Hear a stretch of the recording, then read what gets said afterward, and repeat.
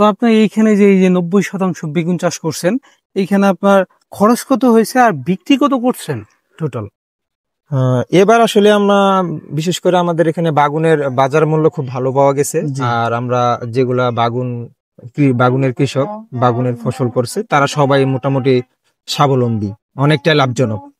আর আমাদের এখানে আসলে এরকম নির্ধারিত কোনো খরচের তালিকা নাই, তবে মোটামুটি আমি একটা আইডিয়া করেছি যে আমার এখানে ফলন আসা পর্যন্ত প্রায় খরচ হয়েছিল আপনার 90,000 টাকার মতো। আমার বিক্রি আসছে এই পর্যন্ত, হ্যাঁ এখন পর্যন্ত বিক্রি আসছে আপনার হচ্ছে 2,16,000 টাকার মতো।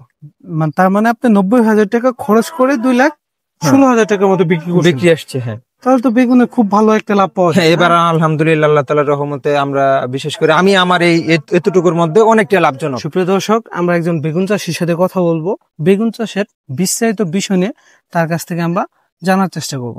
তো ভাই, আপনার পরিচয়টা দেন। আমার নাম হচ্ছে মোহাম্মদ রুহুল আমিন।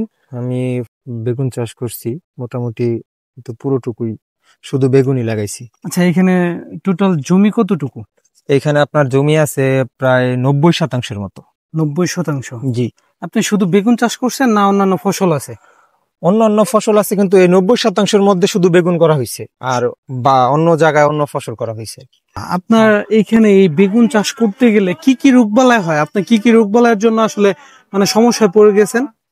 আমি আসলে প্রথমত অবস্থাতে যখন ফলন আসার আগে গাছ আপনা আপনি মারা যাইতো, মানে ব্যাকটেরিয়া উল্টের কারণে ছত্রাকের কারণে আপনার গাছ মানে মারা যাইতো, ঢলে পড়ে মারা যাইতো।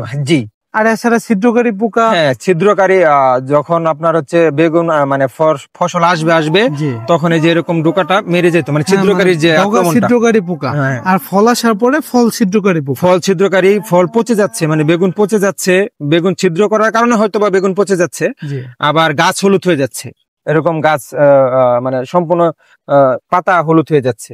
আচ্ছা, আপনার সাদামাছি কেমন থাকে?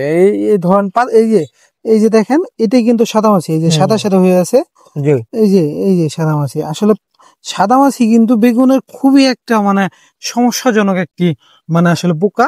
এই সাদামাছি বাহক হিসেবে অনেকগুলো রোগের কারণ। বাহক মানে সাদামাছি, এগুলো যদি জমিতে থাকে সেই ক্ষেত্রে অনেকগুলো রোগবালাই টেনে আনে, যেরকম এই যে মোজাইক ভাইরাস বলতেছেন, তারপর প্লাস হলো ঢলে পড়া বা অন্যান্য রোগের জন্য কিন্তু সাধারণত আমরা যতই ধরনের মানে কীটনাশক বা ছত্রাকনাশক দিই, এটি কিন্তু সহজেই দমন হয়ে যায়। কিন্তু সাদামাছি দমন করতে আমাদের কিন্তু মানে খুবই একটা বেগ পেতে হয়, কারণ বেগুনের অন্যতম একটি সমস্যা হলো সাদামাছি। এটি কিন্তু বেগুন যারা চাষ করে তারা সকলেই এই সমস্যাটি ফেস মানে করে।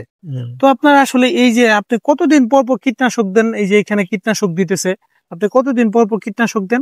এটা আমি অ্যাকচুয়ালি মানে 3 দিন পর পর একটা করে ডোজ করা হয়। এক সময় দেওয়া হয় ছিদ্রকারী পোকার জন্য, আরেক সময় ভিটামিন জাতীয় কিছু, তারপরে হচ্ছে গিয়ে আপনার হচ্ছে এই সাদামাছির জন্য। আচ্ছা, বেগুনে কি ফলন কমে যায়? মানে মাঝে মাঝে আপনাদের হরমোন স্প্রে করতে হয়? হ্যাঁ, ফলন কমে যায়, অনেক সময় ফলন কমে যায়। মানে তো এই যে আজকে যে স্প্রে করতেছেন, এটা কিসের স্প্রে? এটা ছিদ্রকারী পোকার স্প্রে করতেছি। মানে ছিদ্রকারী পোকার জন্য? জি। আপনি কয়দিন আগে বেগুন উঠাইছেন? আমি বেগুন উঠাইছি 3 দিন আগে। মানে বেগুন উঠানোর পরে আপনারা ছিদ্রকারী পোকার কীটনাশক দেন? জি। কারণ বেগুন থাকা অবস্থায় তো দেওয়া যায় না, কারণ এটা তো মানে অনেকেই বেগুনটা খাবে বা আমাদের আসলে সমস্যা হবে। হ্যাঁ, সমস্যা হবে। তো আমাদেরকে আসলে শিডিউল মেনটেন করে যদি আমরা আসলে বেগুন চাষ করি, তাহলে বোঝা যাচ্ছে বেগুন চাষ করেও কিন্তু লাভবান হওয়া সম্ভব। অবশ্যই। বেগুনের সবচেয়ে মারাত্মক যে সমস্যাগুলো হয়, ঢলে পড়া রোগ, ছিদ্রকারী পোকা, সাদামাছি, এছাড়া মানে নরমালি যে সমস্যাগুলো থাকে। তো আরেকটি বিষয় আমি দেখতে পারলাম, আপনার এখানে কিন্তু মোটামুটি বেগুন প্রায় শেষের দিকে, এইখানে আপনার অনেকগুলো মানে গাছ কিন্তু বেঁচে আছে এখন পর্যন্ত, খুব ভালো একটি মানে পর্যায়ে আছে। তো বেগুন কি এরপরও আপনার মনে হয় যে বেগুনের দাম ভালো যাবে? এইবার কিরকম দাম পেয়েছেন, মানে কত টাকা মন বিক্রি করছেন? এবার মানে প্রথম থেকেই মোটামুটি ধরনের বেগুনের বাজার খুব ভালো ছিল। আমি 1800, 2000, 2400, 2600 টাকা পর্যন্ত পার মন বিক্রি করছি। কত টাকা মন হইলে আপনারা সন্তুষ্ট?